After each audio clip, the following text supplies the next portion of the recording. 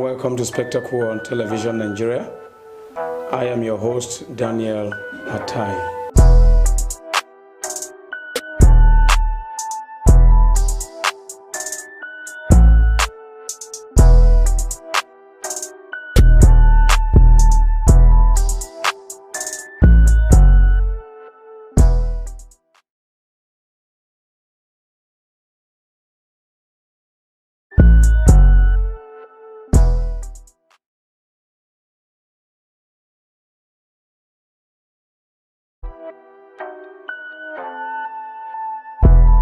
Welcome to Spectacle on Welcome to another episode of Spectacle on Television Nigerian. I am Daniel Atai. Today we shall be looking at the prescription of life sentence on rapists and kidnappers by the House of Representatives, Federal Republic of Nigeria, and also the issue barring INEC officials from contesting election after their time in offices, especially if they have been retired or terminated of their duties and so on. That has been approved by the House of Senate, Federal Republic of Nigeria again. And we want to bring it to your notice that what is your take? Is it proper for life sentence or death sentence? And again, on the other hand, we look at whether it is also good for the National Assembly to prescribe death sentence or life imprisonment for corruption. Please stay tuned. After this timeout, we'll introduce our guest analysts in the studio. We have experts that will do justice to these topics.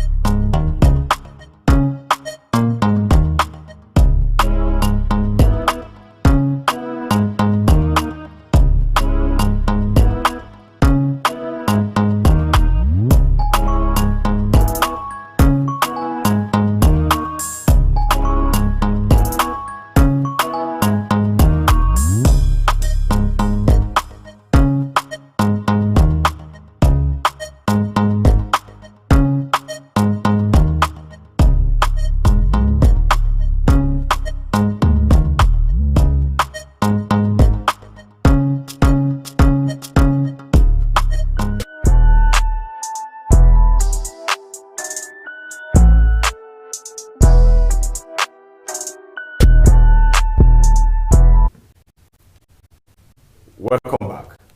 And like I promised you, we have two experts in the studio. By my far right is Comrade Obinna Okafor, our in-house analyst, who is actually the current president of the Taxpayers Association of Nigeria. Comrade, you are welcome to Spectacle. Thank you for having me. Good day, Nigerians. Thank you. And by my immediate right, who is in the middle, is Usman Abayomi, ESQ, Esquire, is a constitutional lawyer. Usman, you are welcome to Spectacle. Thank you very much. Good. Hello, everyone. Thank you. And of course, you can join us through our Zoom handle, and then the phone numbers that are displayed on the screen for you to reach us if you want to contribute to your own opinion or quota to the topics on discussion. But straight ahead, gentlemen, before we go, let's introduce the rape and the kidnapping prescription for jail term.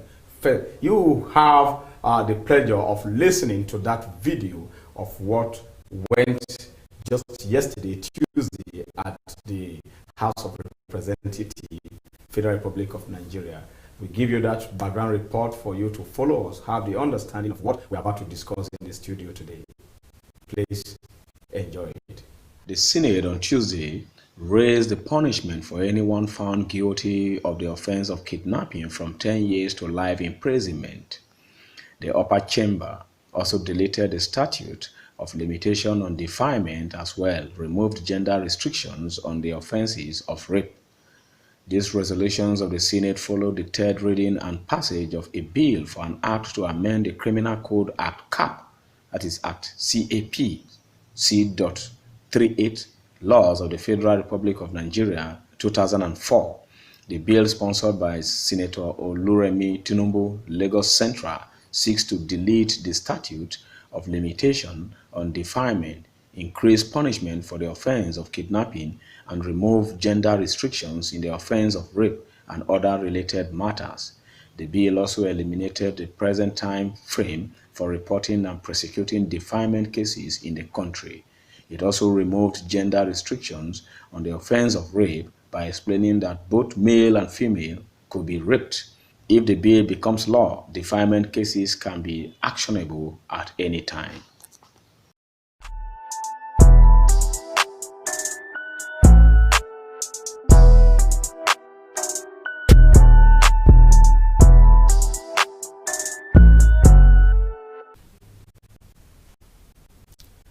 Welcome back.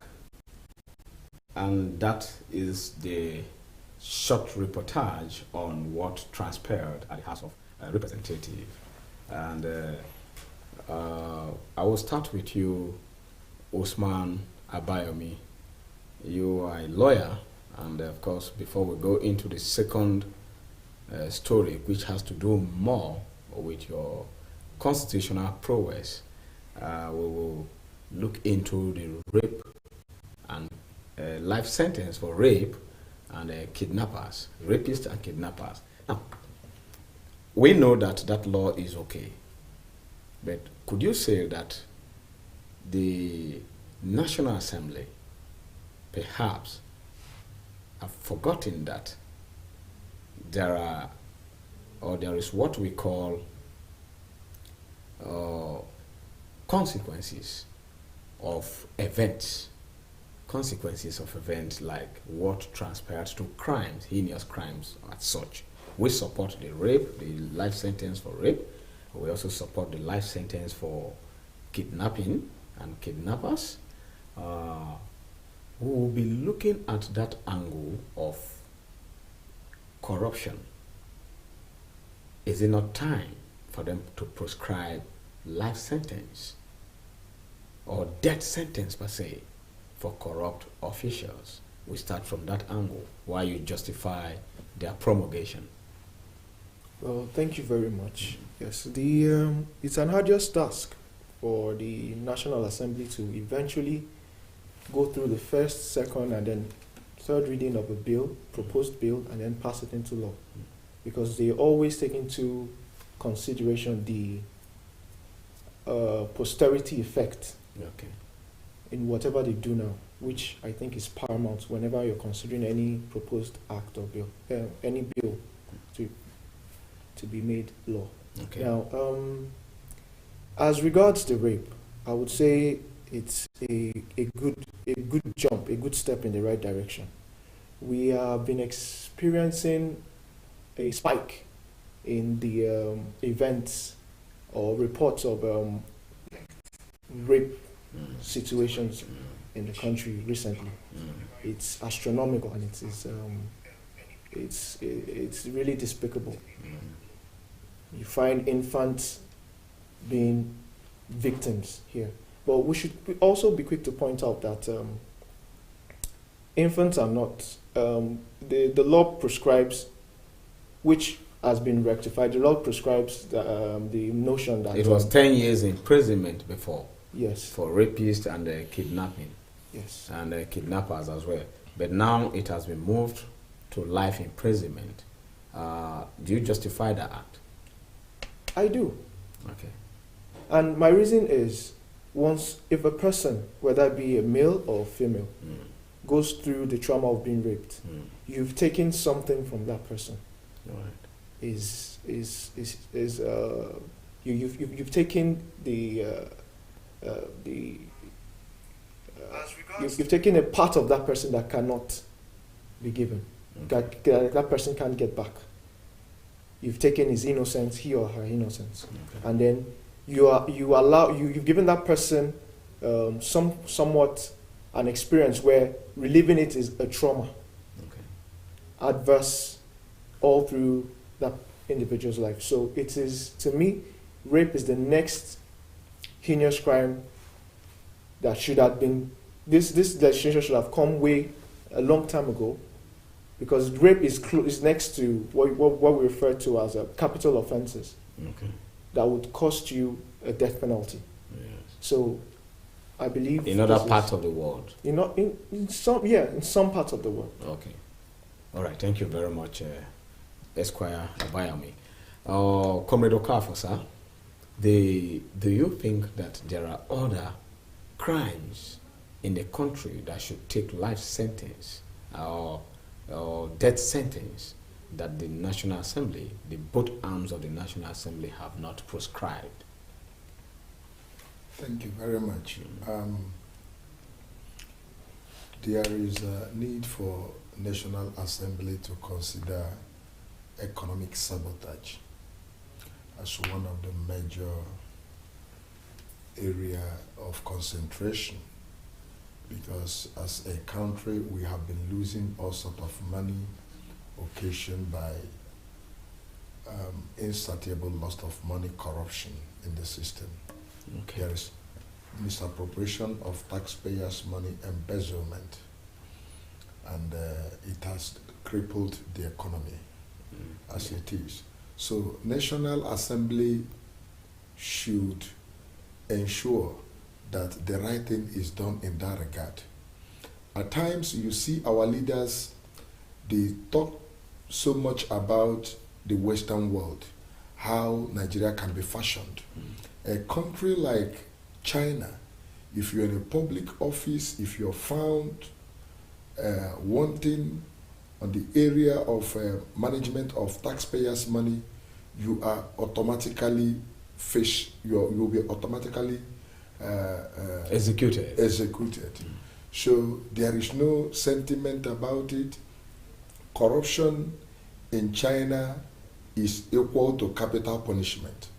So in this part of the world, our leaders have failed to do the right thing as they are trying to, enact laws and do all sort of amendments in the Constitution of Federal Republic of Nigeria. Nigerians are looking forward because we can see the level of danger we found ourselves. The country can no longer move forward because there is too much money in private pockets. Don't forget, in a country where people loot billions and nothing serious is being done about it, some are even sentenced to 14 years imprisonment. What is 14 years to a man who looted 50 billion, 100 billion naira? You can become king in the prison. Yes, there's nothing like 14 years is even very okay for such a man, because at the end of the day, the man is 100% secured. Second, third, fourth, seventh generation is secured if that money is properly managed. 50 billion naira is not a small money. Even if you take it to any other currency in the world, it is fabulous amount of money. Now, take a look. In a country, I want to let you know, let me demonstrate it a little bit. If you are being paid 1 million naira every month, and you are such a very good manager that you have other means you're getting your money, in 12 calendar months, you're making 12 million. It will take you 86 years to make 1 billion naira. Yes, what I mean? It will make 86 years to make 1 billion naira. If you're making 1 million every month. Because in 12 calendar months, you are making 12 million. Let's assume it's untouched.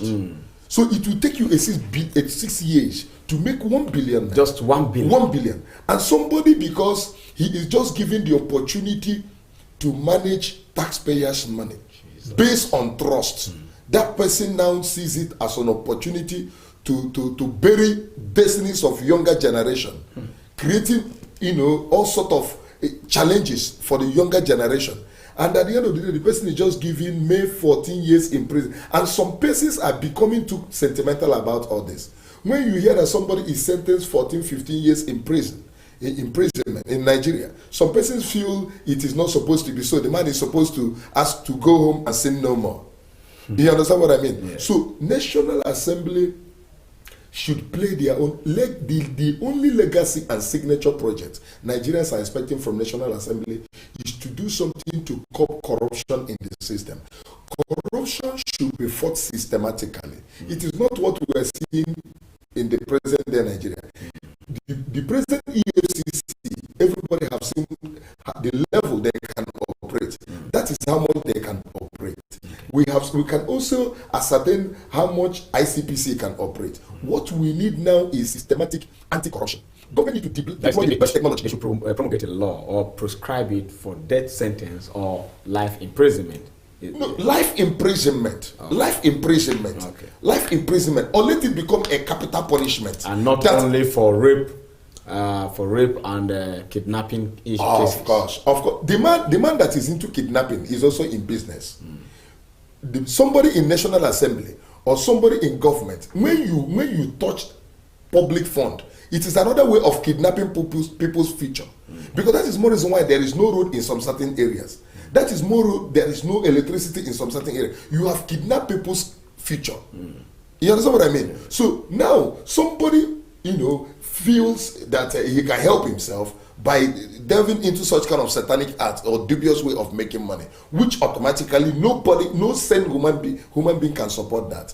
The patient need to go in for it. But we are also saying, patients that we elected, patients that are occupying public office, when they are found wanting, they should enjoy life imprisonment so that it will serve as a deterrent to other persons that that does not understand how it goes. Because some persons believe that this system cannot be corrected. We need to see a new Nigeria, a Nigerian rebirth, where things will begin to work. There is nothing anybody can do. No president can change this country. Let it start from National Assembly. Exactly. Let it come from National Assembly. Now that National Assembly feel that they want to sanitize the system, we need them to nip it to the board. We need a new Nigeria, so that when you are in the public office and anything is entrusted in your hand, it is incumbent on you to do the needful. You must ensure that you protect that dignity, that you serve the people with all your capacity, so that beyond your office, when you go home, somebody will sit down and say, this man, when he was there, he has done his part. Exactly. Thank you very much, Comrade Okafor. And before we go into the second story, I would like to ask you, Usman Abayomi Esquire, that do you see this law as being biased and selfish on the side of the lawmakers, since the law prescribing corruption for jail term or death sentence has never in this country been adopted? Well, in comparison, in relation to... Though we know that crime is crime.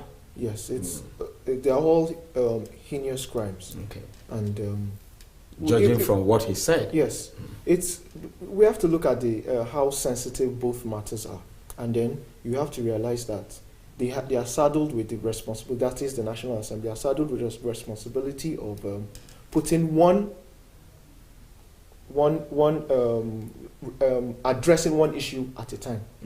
Kudos to Senator Oluremi. Yes, Tinubu. Yeah, it's not a one-day job, and you don't expect one senator out of the 100 and something or lawmakers that we have. Incidentally, she's a lady, yes. And what she stood for is also gender sensitive. Yeah, so it's that's sensitive in yes. one aspect. There. Exactly. And the kidnapping also based on status in the society, exactly. of which she is one. Yes. She's very okay again to support exactly. that bill against kidnapping. Exactly. But we are talking about, isn't it like the Taxpayers Association president said, that it takes you 186 years. I'm just getting that mathematics now to make 1 billion naira, and somebody will even embezzle up to 50 billions from the economy, or either of a state or of the federation, and there is no life sentence for such person, and there is no death penalty for such person. Yes. So you people that are lawyers, what would you advise? Set the agenda for the administration of President Buhari. Well, as lawyers, we would always remain neutral, and we would always seek to put forth the rule of law first. Ours is a prosecutorial system, not a persecutorial system. Okay. So you need to establish a person's crime. That being said, he is very right in putting forth that the prescription for life imprisonment should be the outcome for anyone found guilty of embezzling public funds.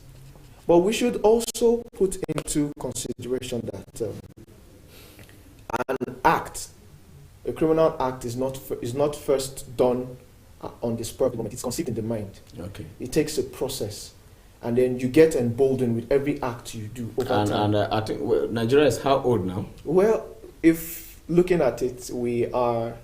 Okay, let's say since Nigeria as a country. No. Nigeria is over 100 years. No, since independence. Since independence, we are 60. We are 60. Yes. Okay, since 1999 that the constitution was amended, we are 24. We are going to 24, isn't it?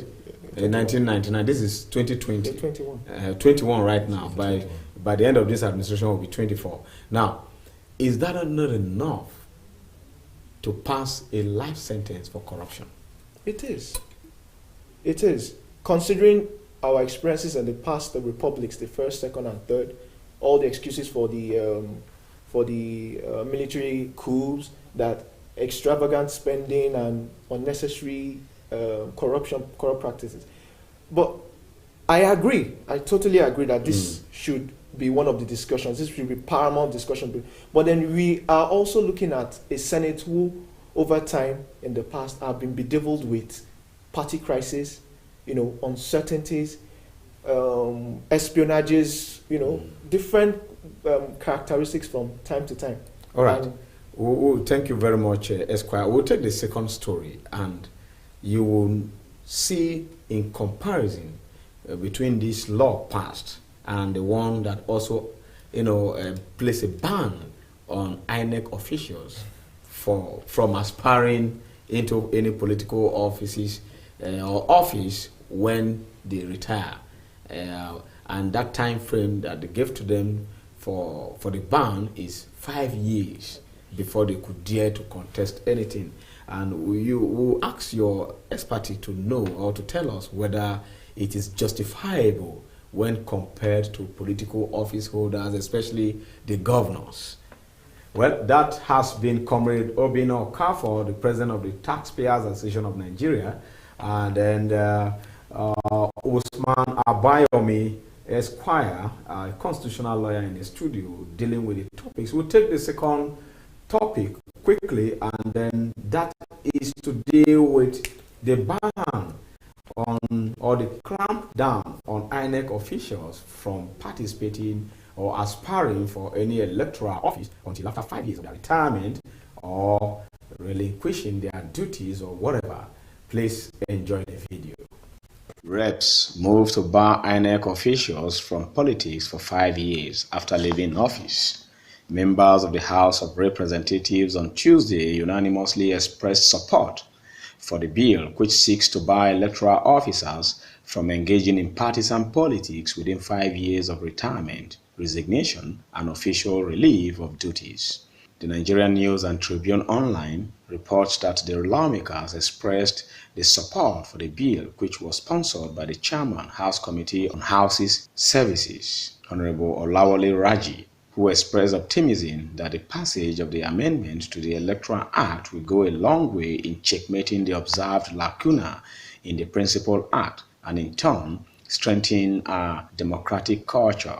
In his lead debate, Honorable Raji proposed amendments to the Electoral Act by creating a new subsection 2 in section 146, which provides that 2.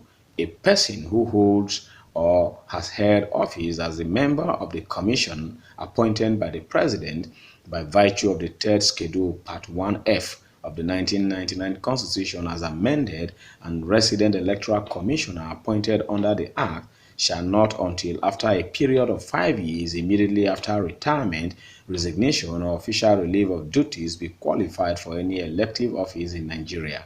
While stressing the need to cure the lacuna created in Section 40 of the 1999 Constitution of Nigeria, which stipulates that every Nigerian is free to belong to any political party, trade union, or any other association for the protection of his or her interest, Honorable Raji argued that the import of the above provision is to effect that every Nigerian adult has the inherent constitutional right to participate freely during an election and cannot be disenfranchised unduly.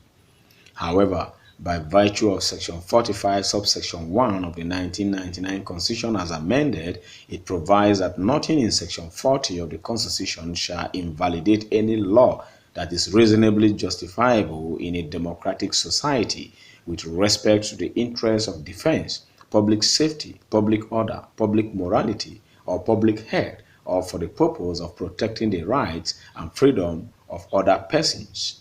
The import of the above is to effect that the provision of Section 40 of the Constitution will not invalidate the law of the National Assembly that is tailored towards the protection of public order and morality. In the light of the above, I submit that the level of information available to a National Electoral Commissioner and the Resident Electoral Commissioner respectively during their period of service as electoral staff, of which the general public is not privy to, especially the method and the procedures on how elections are conducted. It has become imperative to restrict them from taking part in aspiring for elective positions in government for a period of at least 5 years of their disengagement from the Commission. This is to ensure that such officer has lost touch with recent happening in the Electoral Commission. Any person who has held office as a judicial officer shall not, on ceasing to be a judicial officer for any reason whatsoever, thereafter appear to act as a legal practitioner before any court of law or tribunal in Nigeria. In view of the above, one cannot argue that such judicial officers have been barred from joining an association of lawyers in the literal sense, but because of the kind of information already privy to them as judges, it will be against public policy and morality to permit them to continue practicing as legal practitioners even at retirement. This same proposition is applicable to the National Electoral Commissioner and the Resident Electoral Commissioner respectively, in order to ensure transparency in our electoral system, Honorable Raji said. Sequel to the support enjoyed by the bill, which scaled through second reading, the Speaker of the House of Representatives, Honorable Femi Gbajabamila, referred it to the House Committee on Electoral and Political Matters for further legislative action.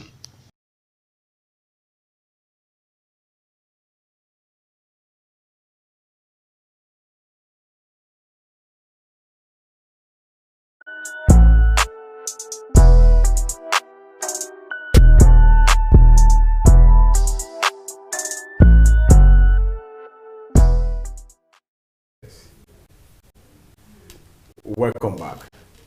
Anyway, it has not been a law, but it has been referred to a committee for legislative action, which definitely is heading towards becoming a bill.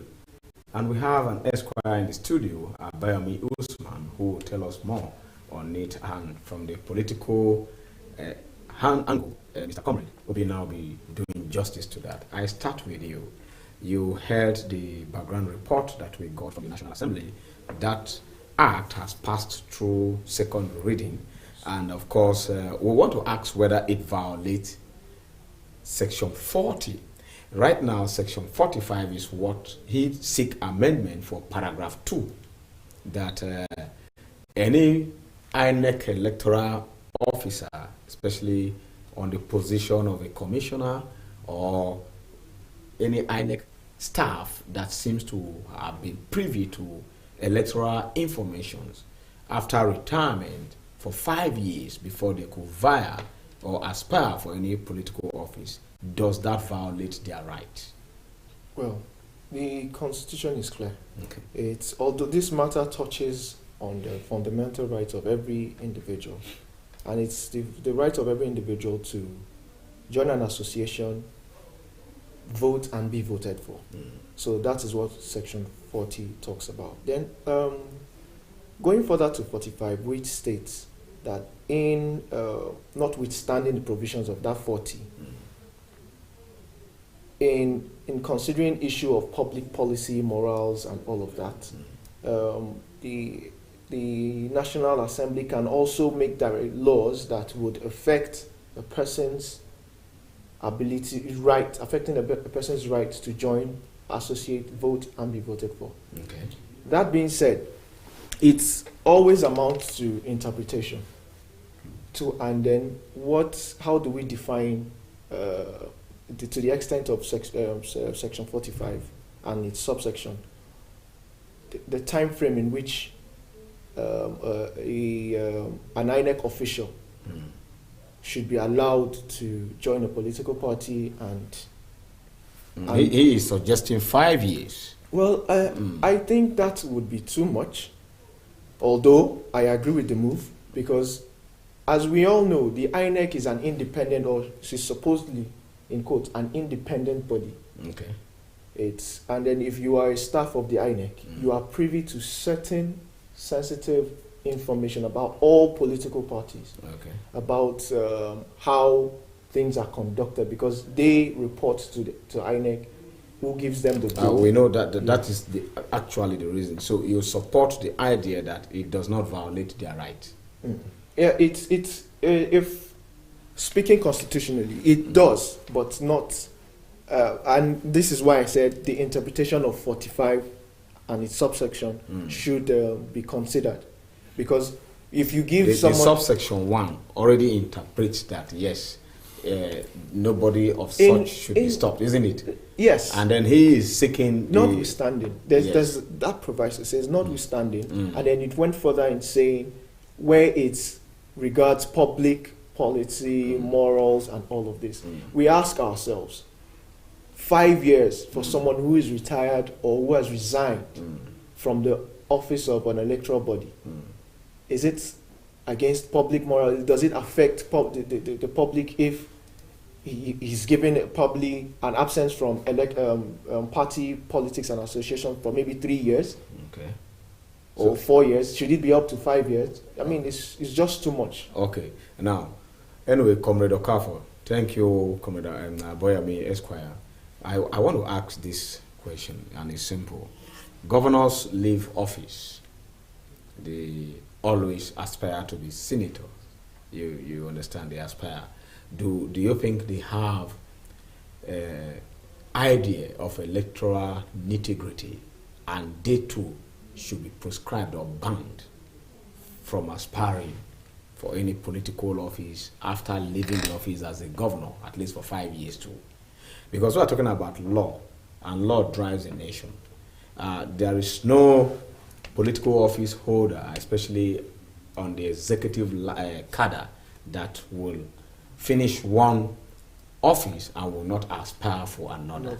So if you are prescribing or banning INEC officials who are even answerable to these politicians, why not also place a ban, make a law, so that anybody who has been governor or any electoral, have held any political office and for some years and comes down from that office should also be banned from contesting or aspiring any other office until after 5 years? What is your take? Does that justify, does that make the equation an equilibrium equation? Thank you very much. I think what is good for the goods is also good for the gander. Okay. For me, I see that bill to be very unpopular.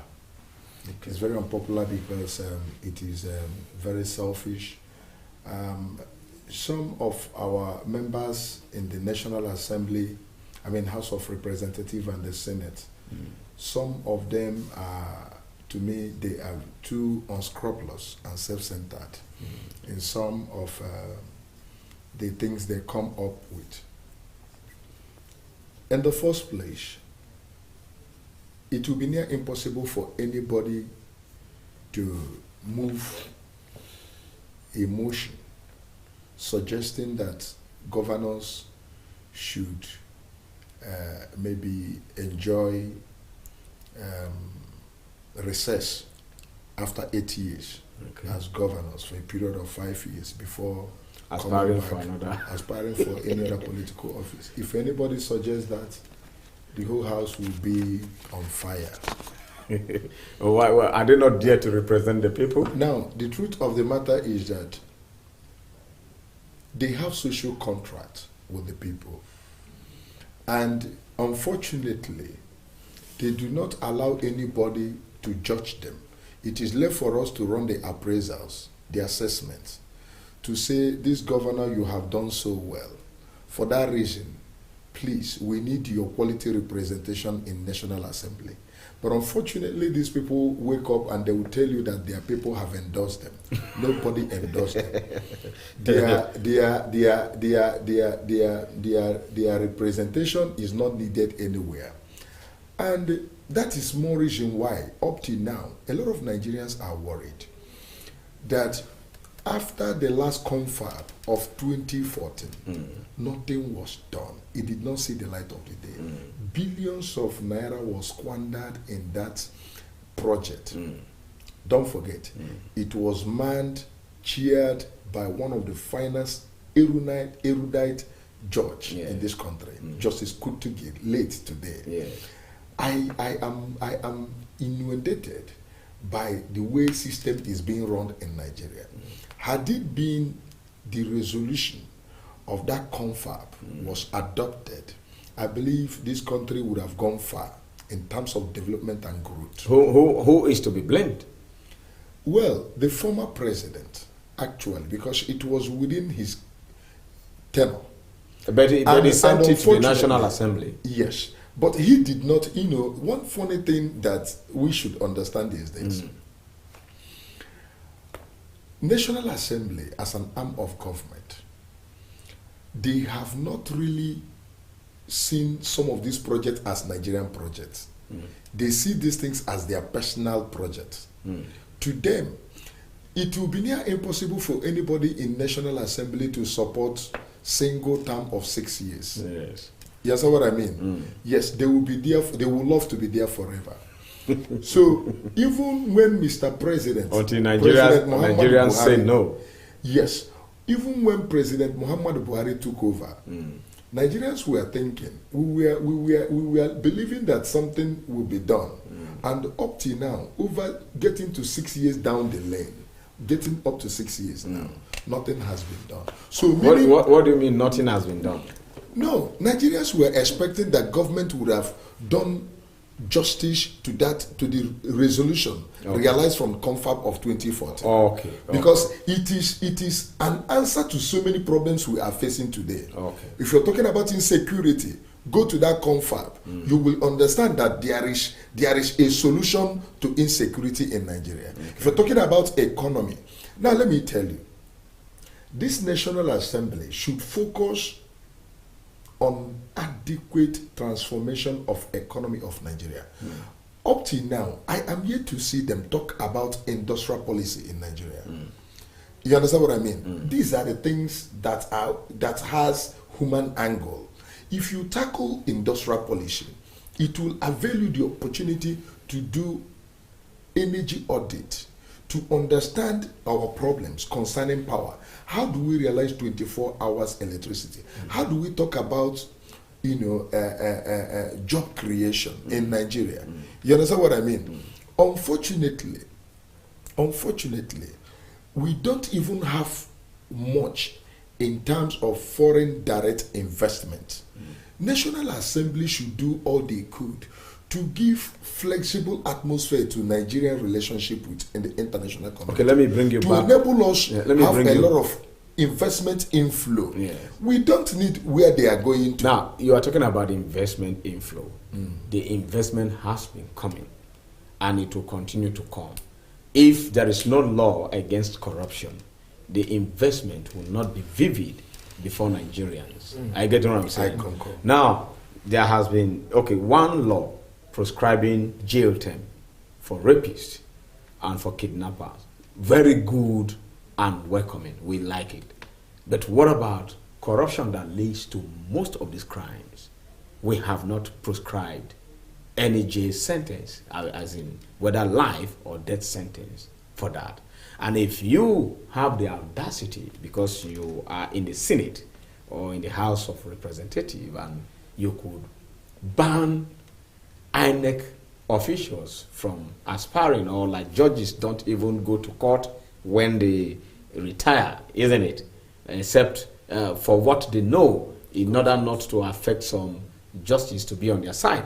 Now, if those things could be on ordinary INEC officials on the ground that they are privy to informations that could, give electoral victories to them, how much more a governor who have, stayed in office for 8 years, or a House of Rep member or a senator who have stayed in office for 8 years and still wants to aspire for third term, fourth term, like that. We have had senators in this country that spent 20 years at the National Assembly for nothing. I get what I'm saying. So if what is good for the goose should be good for the gander, isn't it? So I am now asking us that you are a lawyer and you are an activist and the president of Taxpayers Association of Nigeria, and we want to hear your voice that to balance this issue. I think we have just 5 minutes to round it up.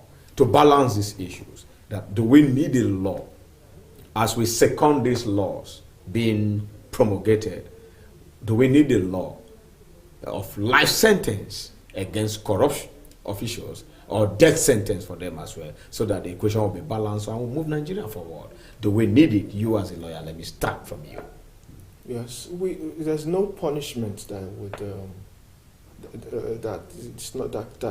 there's no crime that doesn't have a proportional balance of punishment. We should realize that in our country today, the crimes. Okay, when you mean proportional balance of punishment, yes, you say proportional balance of punishment. Yes. Crime like corruption, what should be the proportional balance for punishment? I was heading to that. Okay. The proportional balance for it, in my view, my opinion, would be life imprisonment. Okay. Now, we cannot say that because a person is corrupt, and we'll find out that most crimes that we've inflicted the capital punishment on have actually gone up.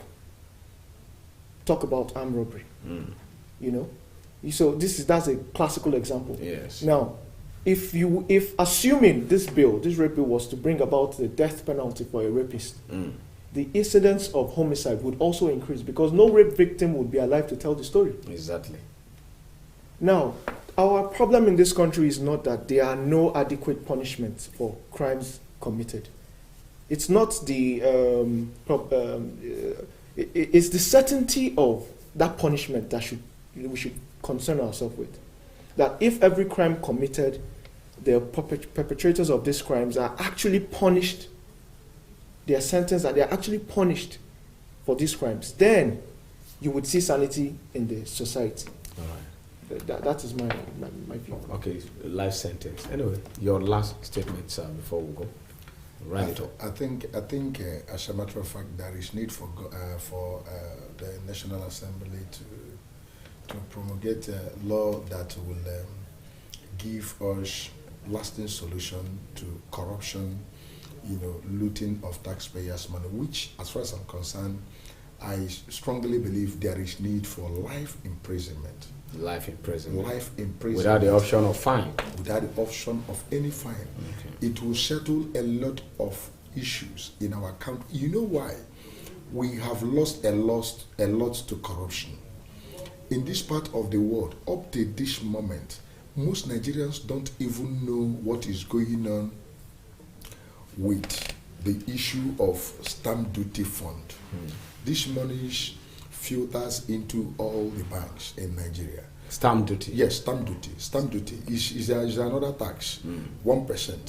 You understand? So, stamp duty, nothing has been done about it. At a time in this country, Taxpayers Association of Nigeria, we launched an attack.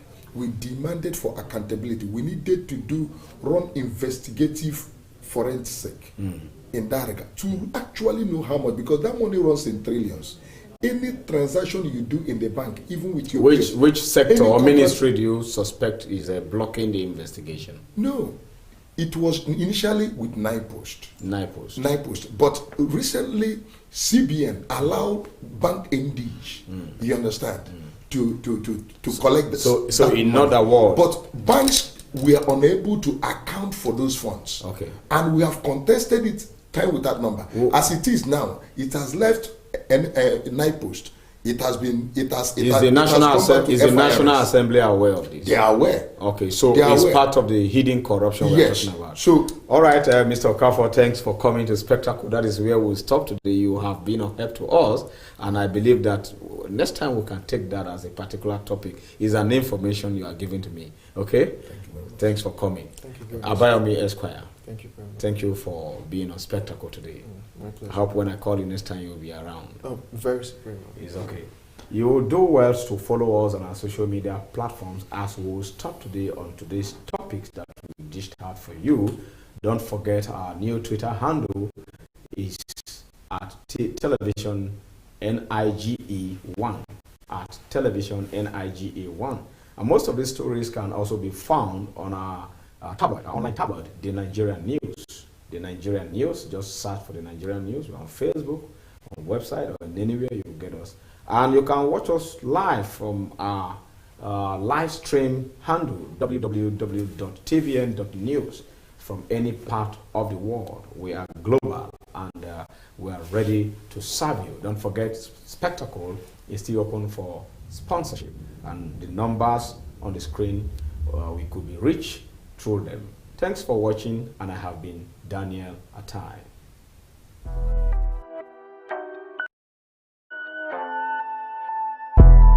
Welcome to Spectacle on Television Nigeria. I am your host, Daniel Atai.